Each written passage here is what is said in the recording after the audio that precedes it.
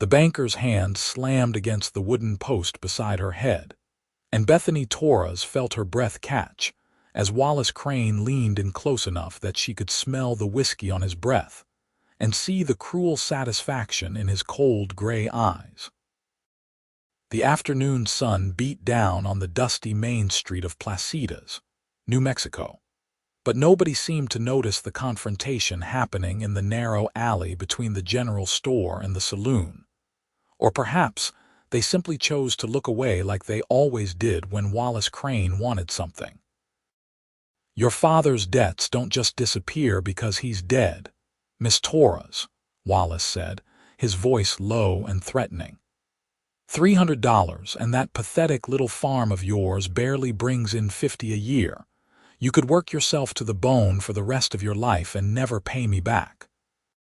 He reached up to touch a strand of her dark hair that had escaped from beneath her bonnet, and Bethany jerked her head away, pressing herself harder against the rough wood behind her. "But I'm a reasonable man. There are other ways a pretty young woman like yourself could settle a debt." The words made her stomach turn, and she opened her mouth to tell him exactly what she thought of his suggestion when a deep voice cut through the hot June air like a knife through butter. "Step away from her." Wallace turned, annoyance flashing across his face, and Bethany looked past his shoulder to see a tall figure standing at the mouth of the alley, his broad shoulders blocking out the harsh sunlight and casting them both in shadow.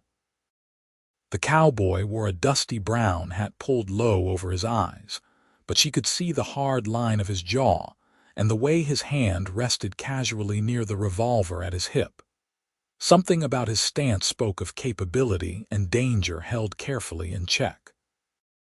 "This is private business, stranger," Wallace said, straightening up but not moving away from Bethany. "I suggest you move along before you find yourself in trouble you can't handle." The cowboy took 3 measured steps into the alley, and now Bethany could see his face more clearly. He looked to be in his mid-20s, with sun-bronzed skin and eyes the color of the Rio Grande in winter, that particular shade of blue-gray that could look calm one moment and stormy the next. A few days' worth of stubble shadowed his jaw, and dust covered his clothes like he had been riding hard. There was something in the way he moved that reminded her of the mountain lions she sometimes spotted in the hills, all coiled power and watchful patience. "I don't see anything private about cornering a woman in an alley and making threats," the cowboy said evenly. "Looks to me like the lady wants you to leave her alone." Wallace's face flushed red, and his hand moved toward his own gun, but the cowboy was faster. Not drawing, just shifting his stance in a way that made it clear he would win any confrontation before it even started. Bethany had grown up in New Mexico territory, had seen her share of men who knew how to handle themselves, and she recognized real skill when she saw it. "You have no idea what you're getting involved in," Wallace said through gritted teeth. "This woman owes me money, and I have every legal right to collect on that debt." "That may be," the cowboy acknowledged, his voice still calm and measured. "But I don't recall any law that says you can collect it through intimidation in a back alley. If she owes you money, there are proper channels for that sort of thing."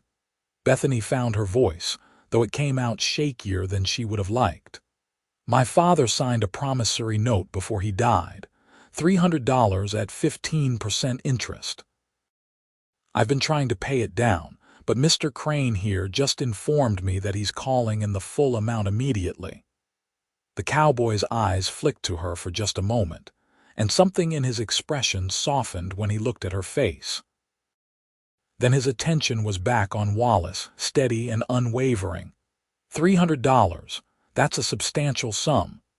"It certainly is," Wallace agreed, seeming to sense an opportunity. "And as I was just explaining to Miss Torres, her little farm can't possibly generate enough income to pay that kind of debt. However, if you're feeling charitable, stranger, I'd be happy to transfer the note to you." Then you could work out whatever arrangement you see fit with the lady. Bethany's eyes widened. No, I don't need anyone else taking on my father's debts. I'll find a way to pay you, Mr. Crane. I just need more time. I'll handle her debts from now, the cowboy said, the words falling into the space between them with the weight of a promise and a challenge all at once.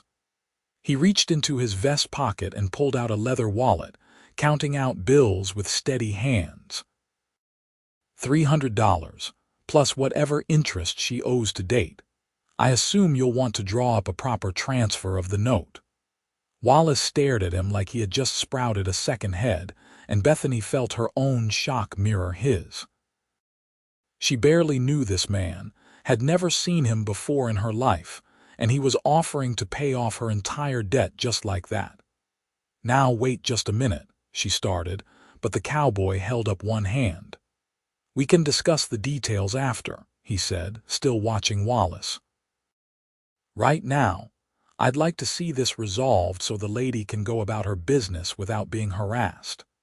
Money had a way of changing a man's tune, and Wallace was no exception.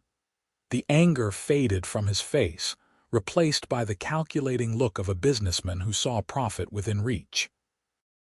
I'd need to verify the funds and draw up the papers. My office is just down the street. Lead the way, the cowboy said, finally stepping aside to give Wallace room to pass. The banker shot one last look at Bethany, something between disappointment and irritation, before he headed out of the alley and down the street toward the small building that served as his office and the town's only bank. The moment he was gone, Bethany pushed away from the wall and faced her unexpected rescuer. I appreciate what you just did, but I can't let you pay my debts. I don't even know your name, and $300 is a fortune. Why would you do something like that for a complete stranger? The cowboy pulled off his hat and ran a hand through dark brown hair that was flattened from the heat and the long ride. Name's Blake Harrison, and as for why, let's just say I don't like seeing women get pushed around by men who think their money gives them the right to do whatever they please. He met her eyes directly, and she felt something flutter in her chest at the earnest sincerity she saw there. Your name is Bethany Torres. It is, she confirmed, studying his face. You're not from around here. No, madam. I've been working on a cattle drive up from Texas. We just brought a herd through 2 days ago, and I decided to stay behind for a while, see what opportunities might be available in the territory. He gestured toward the street. We should probably follow Mr. Crane and make sure this gets done proper. But I want you to know that I'm not expecting anything from you. Consider it a loan if you want, something you can pay back when you're able. No interest, no pressure, no strings attached. Bethany searched his face for any sign of deception or hidden motives, but all she saw was honest concern and maybe something else. Something warmer that made her heart skip in a way she hadn't felt since, before her father had gotten sick and the world had collapsed around her. Mr. Harrison, I don't know what to say. You don't have to say anything, Blake replied, settling his hat back on his head. Just point me toward wherever you need to go after we finish with the banker, and I'll see you get there safely. They walked together out of the alley and into the bright sunshine of the main street. Placitas wasn't a large town, maybe 300 souls on a good day when the ranchers came in from the surrounding area. It sat in the shadow of the Sandia Mountains, the land rising and falling in waves of scrub brush and red earth. The Rio Grande lay several miles to the west, and the summer of 1885 had been hot and dry even by New Mexico standards. Dust swirled up from the street with every gust of wind, coating everything in a fine layer of grit. Wallace Crane's office was a neat little building with whitewashed walls, and a sign proclaiming it to be the Placitas Bank and Land Office. Blake held the door open for Bethany, and she stepped inside to find Wallace already seated behind his desk, pulling out papers and an inkwell. The transfer took longer than Bethany would have liked, filled with legal language she barely understood, and terms that Wallace seemed to delight in explaining in excruciating detail. Blake listened patiently to all of it, reading every document carefully before he signed, and counting out the money in neat stacks on the desk. $322 in total, including the accumulated interest. When it was done, Blake folded the promissory note and tucked it into his vest pocket, then turned to Bethany. "That's settled then. The debt is transferred to me and you don't owe Mr. Crane anything." Wallace looked like he wanted to say something else, but he just gathered up the money and locked it away in his safe, his movements sharp with barely concealed irritation. "Pleasure doing business with you, Mr. Harrison. I'm sure you and Miss Torres will work out your own arrangement regarding repayment." There was something insinuating in his tone, and Bethany felt her cheeks flush hot, but Blake's expression didn't change. "I'm sure we will. Good day, Mr. Crane." Outside, the afternoon heat hit them like a physical wall, and Bethany realized she had been standing in the sun since before noon without any water or food. Her head swam slightly, and she put a hand against the wall to steady herself. Blake was at her side in an instant, his hand on her elbow, warm and solid through the thin fabric of her dress. "When did you last eat something?" "This morning," she admitted. "I had to come into town early to pick up supplies, and then Mr. Crane found me and said we needed to talk. I should get back to the farm. I have animals to feed and about 100 other things that need doing before dark." "You need to eat something first," Blake said firmly. "There's a restaurant across the street. Let me buy you a meal and then I'll ride out with you to your farm. Make sure you get home safe." Bethany wanted to protest, to maintain some shred of independence and dignity, but the truth was that she was exhausted and hungry and still shaken from the confrontation with Wallace. The thought of sitting down in the shade and eating something hot sounded like heaven. "All right," she agreed. "But after that, we need to talk about how I'm going to pay you back." "Fair enough," Blake said, and there was something that might have been amusement in his eyes as he guided her across the dusty street to the small restaurant run by Maria Rodriguez, a widow who had turned her front room into a dining area that served the best food in Placitas. The interior was blessedly cool, and Maria herself came bustling out from the kitchen when she heard the door. She was a round woman in her 50s with kind eyes and hands that were never still. "Bethany, I heard about your trouble with Mr. Crane. You come sit down, I'll get you something to eat." Her eyes moved to Blake, assessing him with the shrewd gaze of someone who had seen plenty of drifters and cowboys pass through town. "Your friend, too." "Thank you, Maria," Bethany said gratefully, sinking into a chair at one of the small tables. Blake sat across from her, his long legs stretched out to the side in the narrow space. Maria brought them both plates of enchiladas with red chili sauce, beans, and fresh tortillas that were still warm from the stove. She also set down 2 glasses of cool water from her well, and Bethany drank hers in several long gulps before starting on the food. They ate in silence for a few minutes, and Bethany used the time to study Blake more carefully. He had the weathered look of someone who spent most of his time outdoors, and his hands were scarred and calloused from hard work. The gun at his hip was well maintained but not fancy, a working man's weapon rather than a gunslinger's showpiece. Everything about him spoke of capability and self-reliance. "You said you were on a cattle drive," she ventured finally. "Where are you headed now?" Blake finished chewing and took a drink of water before answering. "I was thinking about finding work on one of the ranches around here. I've heard there's good land in this part of the territory, and I've been saving up to maybe buy my own place someday. Figured I'd see what opportunities were available." There are a few big ranches north of here, Bethany said. The Circle M and the Bar H both run large herds. They might be hiring. She hesitated, then added, My father's farm is small, just 40 acres, but it's good land with water rights. He grew vegetables mostly, sold them in town and to some of the ranches. I've been trying to keep it going since he passed, but it's hard work for one person. How long ago did you lose him? Blake asked gently. 4 months, Bethany said, her throat tightening with the familiar grief. He got pneumonia last winter and never really recovered. By the time spring came, he was too weak to plant, and then one morning he just didn't wake up. She twisted her napkin in her hands. He was a good man, but he wasn't much for planning ahead. I didn't even know about the debt to Mr. Crane until after the funeral, when Wallace showed up at the farm with the promissory note. That must have been hard, Blake said, and there was real sympathy in his voice. Losing your father and then finding out about the debt on top of it. It was, Bethany admitted. Still is, but I'm managing. She straightened her shoulders, pushing the grief back down where it belonged.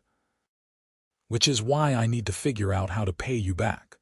I make maybe $60 a year from the farm if the harvest is good, and I can spare about half of that for the debt. So it'll take a while, but I promise you'll get every cent. Blake set down his fork and leaned back in his chair, regarding her thoughtfully. I have a different proposal if you're willing to hear it. Bethany's guard went up immediately. What kind of proposal? Nothing improper, Blake said quickly, holding up his hands. I was thinking about what you said, about the farm being hard work for one person. What if I came out and helped you? I know farming, grew up on a small place in Texas before I took to cowboying. I could help you get the crops in, do the heavy work, and in exchange, you could provide room and board. Call it working off the debt. It was a practical suggestion, and Bethany could immediately see the appeal. There were things around the farm that desperately needed doing, repairs and improvements she simply didn't have the strength or knowledge to handle on her own. But having a strange man living on her property would cause talk, especially in a town as small as Placitas where everyone knew everyone else's business. People would gossip, she said slowly. A single woman and a single man living under the same roof. I could sleep in the barn, Blake offered. Keep everything proper and above board, and if anyone asks, I'm just a hired hand working off a debt, which is the truth. Bethany considered it, weighing her options. She could refuse and spend the next decade trying to scrape together enough money to pay Blake back while slowly watching the farm fall apart around her. Or she could accept his help and maybe, just maybe, get ahead for once. How long were you thinking? A few weeks? A month? However long it takes, Blake said simply. Until the harvest is in and you're in a stable position. Could be a few months, could be longer. I'm not in any rush, and honestly, I'd rather spend my time doing something useful than wandering around looking for work. There was something in the way he looked at her when he said it, something warm and intent that made Bethany's pulse quicken.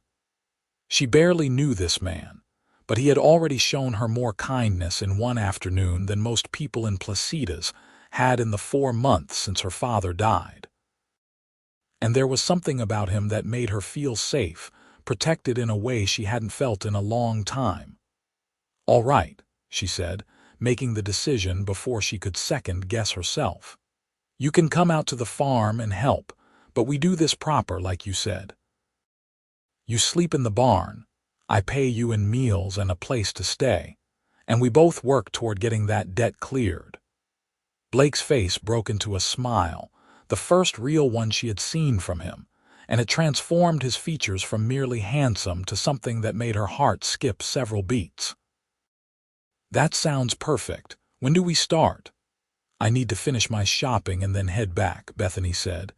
It's about a 5-mile ride west of town. Do you have a horse? Out front at the hitching post, Blake confirmed. A bay gelding named Copper. He's trail-worn but reliable. They finished their meal, and Blake insisted on paying Maria for both plates despite Bethany's protests. Then they headed to the general store where Bethany had left her order waiting. The supplies weren't much, just flour and sugar, and a few other necessities she couldn't produce on the farm, but they represented a significant chunk of her limited funds. The store owner, Samuel Potter, was a thin man with spectacles and thinning gray hair who had known Bethany since she was a child. He loaded her supplies into a wooden crate and helped Blake carry it out to where Bethany's wagon waited in the shade. Her horse, a sturdy brown mare named Daisy, stood patiently in the heat. Blake tied copper to the back of the wagon and then climbed up onto the seat beside Bethany without being asked. She gathered the reins and clicked her tongue, and Daisy started forward at a steady walk. The road out of Placitas was really just a dirt track that wound through the scrubland, following the natural contours of the land. The Sandia Mountains rose to the east, their peaks sharp against the bright blue sky. The afternoon heat pressed down on them, but a breeze from the west brought a little relief. "It's beautiful country," Blake observed, looking out at the landscape. "Harsh, but beautiful." "It can be unforgiving if you're not careful," Bethany agreed. "The summers are hot and dry and the winters can be bitter, but there's something about this land that gets into your blood. My father came here from Kansas when I was just a baby, and he always said this was where he was meant to be." "What about your mother?" Blake asked. "She died when I was 6, Bethany said quietly. "Fever took her one summer. It was just me and my father after that." She glanced over at him. "What about you? Do you have family?" "Not anymore," Blake said, his voice taking on a distance. "My parents are both gone, and I lost my younger brother in a riding accident 5 years back. It's just me now." There was a shared understanding in that moment, a recognition of the loneliness that came from being alone in the world. Bethany felt a connection forming, fragile but real, like the first green shoots pushing up through hard earth. The farm came into view as they rounded a low hill, and Bethany felt the familiar mixture of pride and worry that always accompanied her homecoming. The house was small, just 3 rooms, but her father had built it solid with adobe walls and a tin roof. A porch wrapped around the front, providing shade during the hottest part of the day. Behind the house stood the barn, smaller than the house but sturdy enough, and beyond that stretched the fields where rows of green plants showed the vegetables she had managed to get into the ground that spring. But there were signs of neglect too, things that a single woman couldn't manage on her own. The fence around the chicken coop sagged in places, and the barn door hung crooked on its hinges. One corner of the porch had a broken board that Bethany had been meaning to fix for weeks, but hadn't found the time. Blake took it all in with the practiced eye of someone who understood hard work and what it took to maintain a property. "Good bones," he said finally. "Just needs some attention." "That's what I keep telling myself," Bethany said, pulling Daisy to a stop near the house. "There's always something that needs fixing, and I'm not skilled enough to do half of it." "That's what I'm here for now," Blake said, jumping down from the wagon and coming around to help her down. His hands on her waist were strong and sure, and for just a moment, they stood close enough that Bethany could see the flecks of green in his gray-blue eyes. Then the moment passed, and Blake was turning to unload the supplies while Bethany went to check on the chickens and the 2 goats that provided milk and cheese. Everything was as she had left it that morning, and she found herself feeling grateful that nothing had gone wrong in her absence. By the time she finished with the animals, Blake had carried all the supplies into the house and was examining the broken porch board with a critical eye. "You got any spare lumber? I can fix this before dark." "In the barn," Bethany said. "There's a pile of wood left over from when my father built the chicken coop. Help yourself to whatever you need. I'll start on dinner." She went inside and lit the stove, grateful for the relative coolness of the adobe walls. The house was simply furnished with pieces her father had made or traded for over the years, but everything was clean and well maintained. Bethany took pride in keeping things orderly, even when the rest of her life felt like it was spinning out of control. She made a simple meal of beans and cornbread with some of the greens from her garden, and by the time it was ready, Blake had fixed the porch board and was washing up at the pump outside. They ate at the small table in the kitchen, and the conversation came surprisingly easy, flowing from farming techniques to stories about their respective childhoods to observations about the territory and the changes that were coming as more settlers moved west. "The railroad will be through here eventually," Blake said. "Maybe not this year or next, but soon. When that happens, everything will change. Markets will open up that are impossible to reach now." "That could be good for farmers," Bethany mused. "Being able to ship produce east without it spoiling on the way." "It will be," Blake agreed. "But it'll also bring more people, more development. This territory won't stay wild forever." There was something wistful in his voice, and Bethany understood it. For all its hardships, there was a freedom to living on the edge of civilization, a sense of possibility that might disappear as the world became more settled and structured. After dinner, Bethany showed Blake where he could set up in the barn. There was a small tack room in the back with a wood stove for cold nights, and Blake declared it perfectly comfortable. She brought him blankets and a pillow from the house, trying not to think about how strange it felt to have someone else on the property, a masculine presence that changed the entire atmosphere of the place. That night, lying in her own bed, Bethany stared up at the ceiling and tried to process everything that had happened. This morning, she had been cornered by Wallace Crane with no way out of her mounting debts, and now she had Blake Harrison sleeping in her barn, having paid off everything she owed and asked for nothing in return, except the chance to help. It seemed too good to be true, and a lifetime of hard lessons had taught her to be suspicious of anything that seemed too good to be true. But there had been nothing but sincerity in Blake's eyes, and something else too, something that made her heart race and her thoughts scatter. She fell asleep thinking about the way he had smiled at her over dinner, and dreamed of blue-gray eyes and strong hands that knew how to be gentle. The next weeks fell into a rhythm that felt surprisingly natural. Blake proved to be exactly what he had claimed, a hard worker with knowledge of farming and construction, and a dozen other useful skills. He repaired the barn door and fixed the fence and dug a new irrigation ditch that brought water more efficiently to the back section of the fields.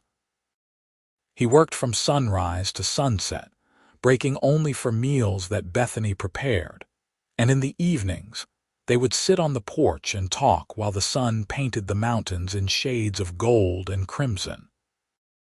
Bethany found herself looking forward to those evening conversations more than she cared to admit. Blake had a way of listening that made her feel heard, truly heard, in a way she hadn't experienced since her father died. He asked thoughtful questions and shared his own stories in return, and slowly she began to learn the shape of the man behind the quiet exterior. He had grown up poor in Texas, the son of farmers who scratched out a living from difficult land. His younger brother, Daniel, had been his best friend, and Blake's voice still went rough when he talked about the accident that had taken Daniel's life. A spooked horse, a bad fall, and suddenly Blake had been alone in the world. He had left the family farm after that, unable to bear the memories, and had spent the last 5 years working cattle drives and ranch jobs, always moving, never settling. "I was tired of drifting," he admitted one evening as they watched the stars come out. Tired of waking up in a different place every few months with nothing to show for all that work except calluses and saddle sores. I've been saving every spare dollar for years, trying to build up enough to buy my own place. Something small, manageable. A place I could make into a home. Why here? Bethany asked. New Mexico, I mean. Why not go back to Texas? Blake was quiet for a moment, and when he spoke, his voice was thoughtful. Texas felt like the past. I wanted somewhere that felt like it could be the future. And then, I rode into Placitas and saw Wallace Crane cornering a beautiful woman in an alley. And I thought maybe this was where I was supposed to be all along. The word beautiful hung in the air between them, and Bethany felt heat rise in her cheeks that had nothing to do with the lingering warmth of the day. Blake, she said softly, not sure what else to say. He turned to look at her, and in the twilight his eyes were dark and intense. I know we've only known each other a few weeks, Bethany, but I need you to know that helping you wasn't just about the debt or being a good Christian. From the moment I saw you standing there trying to be brave even though you were scared, something in me just decided. This is the woman worth staying for. Bethany's heart was pounding so hard she thought he must be able to hear it. Blake, I don't know what to say. This is all happening so fast. I'm not asking you for anything, Blake said quickly. I just wanted you to know where I stand. Take all the time you need to figure out how you feel. I'm not going anywhere. But the truth was, Bethany already knew how she felt. Over the past weeks, she had found herself watching Blake when he worked, admiring the strength in his shoulders and the concentration on his face. She had started taking extra care with her appearance in the mornings, pinning her hair more carefully and wearing her better dresses. She had caught herself laughing at his jokes and sharing thoughts she normally kept to herself, opening up in ways she hadn't with anyone since her father died. She was falling in love with him, had probably been falling since that first moment when he had stepped into the alley and told Wallace Crane to leave her alone. And the realization was terrifying and exhilarating all at once.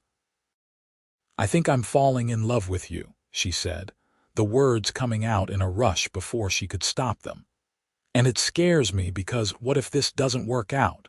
What if you decide in a few months that you want to move on? I don't think I could handle losing someone else I care about. Blake reached over and took her hand, his fingers warm and rough against hers. Bethany Torres, I am not going anywhere unless you tell me to leave. I promise you that. I've spent 5 years running from grief and loneliness, and I'm done running. This farm, this place, this feels like home. And I will do everything in my power to make sure you never regret trusting me. Bethany squeezed his hand, blinking back tears that she couldn't quite explain. I believe you. They sat there in the gathering darkness, hands clasped, and Bethany felt something shift inside her chest, like a locked door finally swinging open.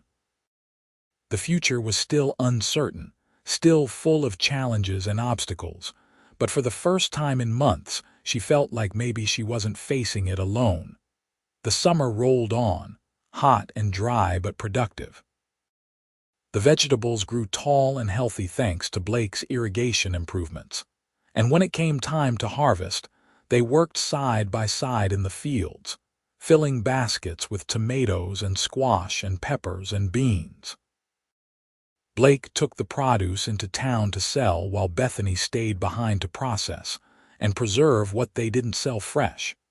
The money from the harvest was better than Bethany had seen in years, enough to not only cover her immediate expenses, but also to start putting a little aside for emergencies. Wallace Crane made a few pointed comments when Blake came into the bank to deposit money, insinuating things that made Blake's jaw tighten, but he kept his temper and didn't give the banker the satisfaction of a response. People are talking, Blake reported one evening after returning from town. About us, about me living out here. Wallace is spreading rumors, trying to make it sound like there's something improper going on. Bethany felt her face flush with anger. "Let them talk. Anyone who knows me knows I wouldn't do anything improper." "I know that," Blake said gently. "But I also know how these things work in small towns. The talk can hurt your reputation, make it harder for you to do business." He paused, then said carefully, "There's one way to stop the talk for good." Bethany looked up at him, her heart starting to pound. "What way?"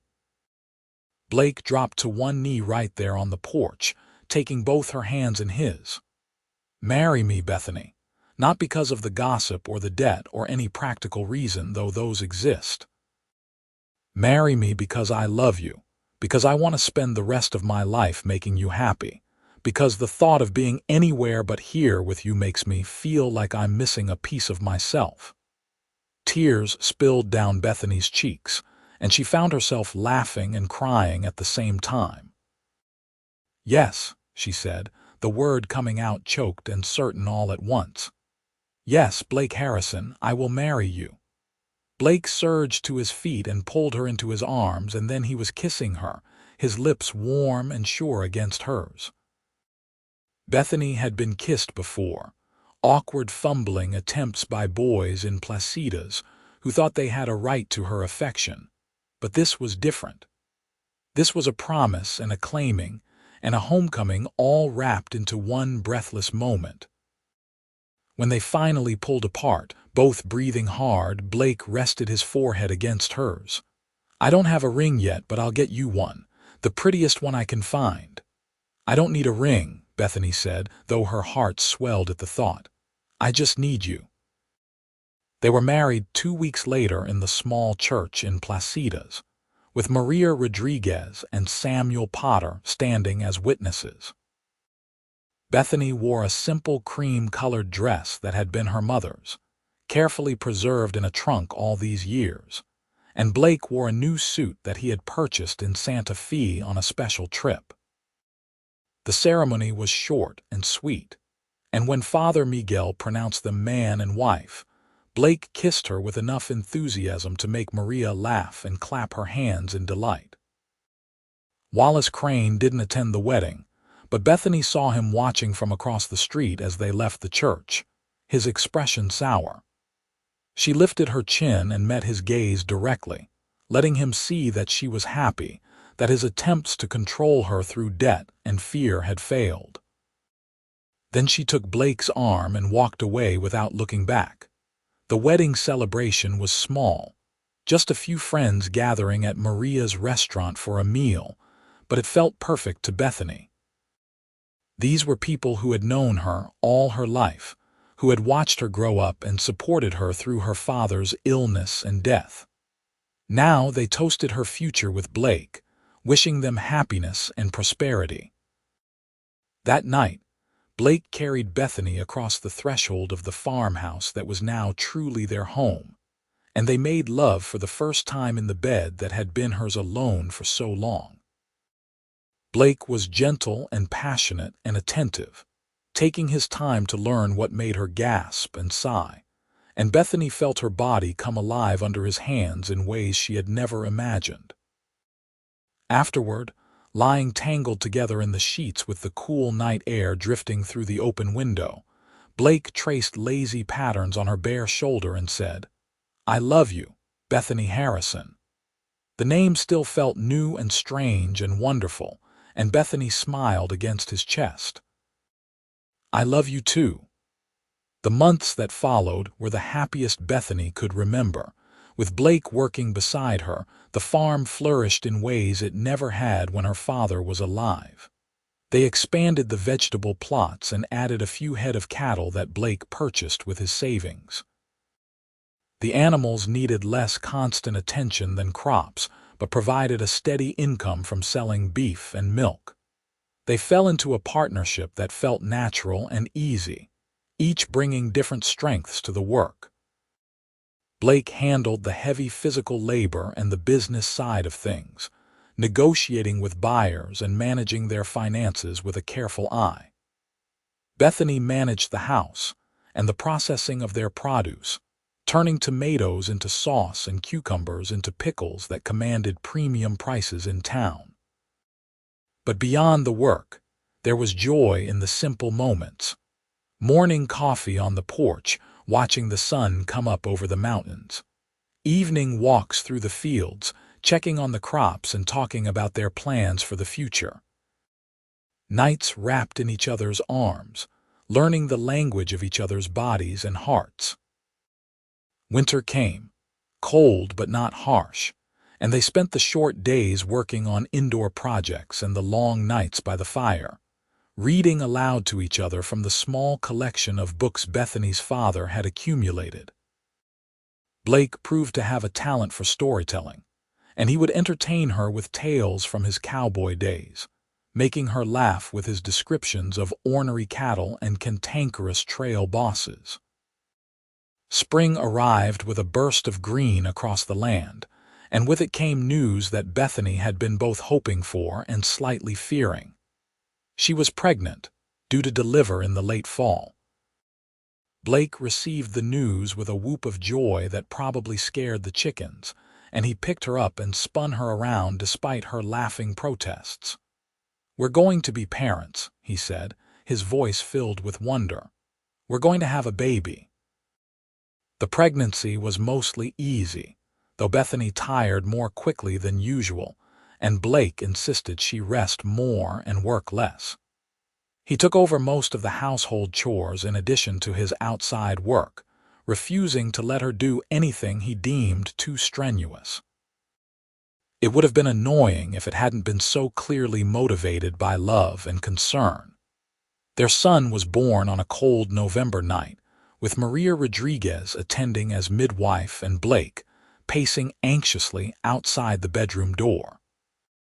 The labor was long and difficult, and there were moments when Bethany thought she couldn't continue. But then she would hear Blake's voice through the door, encouraging her, telling her how strong she was, and she would find the strength to push through. When Maria finally opened the door and invited Blake in to meet his son, the look on his face made every moment of pain worth it. He held the tiny bundle with shaking hands, tears streaming down his face, and whispered, "He's perfect. Bethany, he's absolutely perfect." They named him Daniel, after Blake's brother, and Benjamin for Bethany's father. Little Daniel Harrison was a healthy baby with a lusty cry and his father's blue-gray eyes. Blake proved to be a devoted father, taking his turn walking the floor at night when Daniel was fussy and changing diapers without complaint. The years rolled by in a blur of hard work and simple happiness. Daniel grew into a sturdy toddler with his mother's dark hair and his father's steady temperament. The farm continued to prosper, allowing them to save money and make improvements. They added a second bedroom to the house for Daniel, and talked about maybe adding more rooms in the future if their family continued to grow. When Daniel was 3, Bethany gave birth to a daughter they named Sarah Grace, a delicate little thing with blonde hair and her mother's dark eyes. Blake was just as devoted to his daughter as he was to his son, and Bethany would often find him sitting in the rocking chair with Sarah cradled against his chest, singing soft songs or telling her stories she was still too young to understand. Life wasn't without challenges. There were bad years when the weather didn't cooperate or the market prices dropped. There was the time when Blake broke his leg and was laid up for weeks, forcing Bethany to handle more of the outside work. There was childhood illness and sleepless nights and the constant worry that came with trying to build a life in a hard land. But through it all, they had each other. Blake never regretted his decision to step into that alley and confront Wallace Crane. Bethany never regretted trusting the cowboy who had paid her debts and asked for nothing but the chance to prove himself worthy of her love. Wallace Crane, for his part, eventually left Placitas after some shady business dealings caught up with him. The bank was taken over by a larger institution based in Santa Fe, and the new managers were far more reasonable to deal with. Blake and Bethany were able to secure a loan to purchase an additional 40 acres adjacent to their property, doubling the size of their farm. By the time Daniel was 10 and Sarah was 7, the Harrison farm was one of the most successful in the area. They had expanded into raising horses in addition to the cattle and vegetables, and Blake had developed a reputation for breeding quality animals. Young men came from surrounding ranches to learn from him, and Bethany taught some of the local girls how to preserve food and manage a household. On a warm summer evening, much like the one when Blake had first told Bethany he was falling in love with her, they sat together on the porch watching their children play in the yard. Daniel was teaching Sarah how to throw a rope, the two of them laughing as the loop fell short of its target again and again. "You ever think about that day?" Bethany asked, leaning her head against Blake's shoulder. "When you walked into that alley?" "All the time," Blake admitted, wrapping his arm around her. "Best decision I ever made." "You couldn't have known how it would turn out," Bethany pointed out. "I could have been difficult or ungrateful. The farm could have failed. Any number of things could have gone wrong." "Maybe," Blake allowed. "But I saw something in you that day, something strong and brave and worth fighting for, and I knew, even if I couldn't explain it, that walking away wasn't an option." He pressed a kiss to the top of her head. "Besides, look how it turned out. 2 beautiful children, a thriving farm, and I get to wake up every morning next to the woman I love. I'd say I made the right call." Bethany tilted her face up for a proper kiss, and Blake obliged happily. After all these years, his kisses still made her heart race and her breath catch. She hoped that never changed. "I love you, Blake Harrison," she murmured against his lips. "I love you too, Bethany Harrison," he replied. "Today, tomorrow, and every day after that." As the sun set over the Sandia Mountains, painting the sky in brilliant shades of orange and pink, the Harrison family gathered on their porch. Blake pulled Bethany closer, and she called the children over. Daniel and Sarah climbed up onto the porch, their faces flushed from playing, and settled in beside their parents. They sat there together as the stars began to appear, one by one, in the darkening sky. The land stretched out around them, harsh and beautiful and theirs, earned through hard work and faith and love. It was everything Blake had been searching for during those long years of drifting, and everything Bethany had feared she would lose when debt and circumstance threatened to crush her. But they had found each other, 2 lonely souls who had recognized something kindred in a dusty alley in Placitas, New Mexico. And from that chance meeting, they had built a life filled with purpose and joy, and the deep satisfaction that comes from creating something meaningful together. The farmhouse lights glowed warm against the gathering darkness, a beacon of home and hope. Inside, the table was set for the family dinner they would share in just a few minutes. The barn held their animals, well fed and cared for. The fields held the promise of another good harvest. And on the porch, a family sat together, bound by love and strengthened by the trials they had overcome. Blake looked at Bethany, at Daniel, at Sarah, and felt his heart swell with gratitude for the life he had been given. He had thought he was just doing the right thing when he paid off that debt all those years ago. He hadn't known he was actually paying for his own future, investing in the only thing that truly mattered in this world: love and family and home. "Come on," Bethany said, standing and brushing off her skirt. "Dinner's waiting, and I made your favorite." "Everything you make is my favorite," Blake said, earning a laugh from his wife and groans from his children. They went inside together, and the door closed behind them, shutting out the night and enclosing them in warmth and light. Outside, the New Mexico wind whispered through the scrub brush, carrying the scent of sage and growing things. Somewhere in the distance, a coyote called, wild and free. But inside the Harrison farmhouse, There was only love and laughter and the comfortable sounds of a family sharing a meal. Blake helped Bethany serve the food while Daniel told an elaborate story about a frog he had found by the irrigation ditch, and Sarah interrupted with her own observations. It was beautifully ordinary and extraordinarily precious, every single moment. After dinner, Blake read to the children while Bethany cleaned up the kitchen. Then they tucked Daniel and Sarah into bed, listening to their prayers and kissing their foreheads before blowing out the lamp.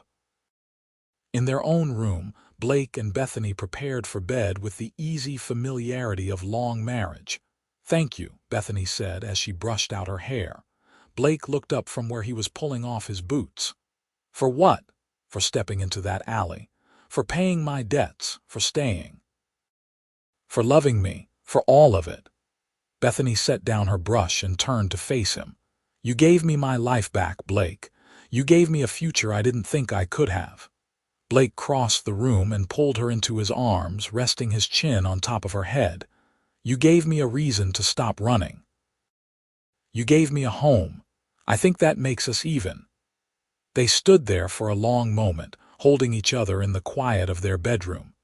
Outside, the world continued its eternal turning, indifferent to the small dramas of individual lives. But inside this house, in this moment, two people who had found each other against all odds held tight to the love they had built. Eventually, they climbed into bed and Blake pulled Bethany close, her back against his chest, his arm draped over her waist. This was his favorite way to sleep, with her safe in his arms and the sound of her breathing to lull him into rest. "Good night, my love," he whispered into her hair. "Good night," she murmured back, already half asleep. Blake lay awake a little longer, thinking about the journey that had brought him here. All those years of drifting, of feeling like he didn't belong anywhere, of working hard but never building anything lasting. And then one hot afternoon in Placitas, New Mexico, he had seen a woman in trouble and made a choice that changed everything. He tightened his arm around Bethany, feeling her warmth and the steady rhythm of her heart. This was what he had been searching for all along without even knowing it. Not just land or success or security, though they had found all of those things. But this feeling of completeness, of being exactly where he was meant to be with exactly who he was meant to be with. The cowboy who had watched a banker corner a frightened woman and said those fateful words, "I will handle her debts from now," had found so much more than he could have imagined. He had found his purpose, his partner, his home. He had found love in its truest form, the kind that grew deeper and stronger with each passing day, weathering storms and celebrating triumphs side by side. And as Blake finally drifted off to sleep, his last conscious thought was one of profound gratitude for that moment of decision, that choice to step into the alley instead of walking away. It had been the first step on a path that led to everything he never knew he needed. In the morning, they would wake and do it all again. Feed the animals, tend the crops, care for the children, build their life one day at a time. It was hard work, the kind that left you bone-tired at the end of each day. But it was good work, meaningful work, and they did it together. The story that had begun with threats and fear in a dusty alley had transformed into something beautiful and lasting. The debt that had once seemed insurmountable had become the foundation of a partnership that would endure for the rest of their lives. And the cowboy and the farmer's daughter had become husband and wife, partners in every sense of the word, building a legacy that would outlast them both. Years later, when they were old and gray and their children had children of their own, Blake and Bethany would sit on that same porch and tell the story of how they met. Their grandchildren would listen with wide eyes to the tale of the brave cowboy who saved their grandmother from the mean banker, and Blake would laugh and say it wasn't quite that simple. "I didn't save her," he would say. reaching over to take Bethany's weathered hand in his own. "She saved me right back. That's what love does. It saves you from loneliness and purposelessness and gives you something worth working for." But that was still to come, years and decades into a future they couldn't yet see. For now, on this warm New Mexico night, Blake Harrison and Bethany Harrison slept peacefully in each other's arms, their children safe in the next room, their farm prospering around them, their love a bright flame that would burn steady and true through all the days ahead. The cowboy had watched the banker corner her with threats, had heard him try to bend her to his will through intimidation and debt. And Blake had made a choice in that moment, one simple decision that had rippled outward to create a life beyond his wildest dreams. He had said, "I will handle her debts from now," and in doing so, he had claimed not just her financial obligations but her heart, her future, and a place to finally call home. And they lived happily ever after, not in the fairy tale sense where everything was perfect and easy, but in the real and meaningful sense where two people chose each other every day, worked together through challenges, celebrated victories together, and built something lasting from love and determination and faith in each other. The farmhouse would stand for generations, a testament to what they had created. The land would continue to flourish under the care of their descendants. And the story of Blake and Bethany would be passed down, a reminder that sometimes the most important moments in our lives come when we choose to step forward and help someone in need, never knowing that in saving them, we might just save ourselves.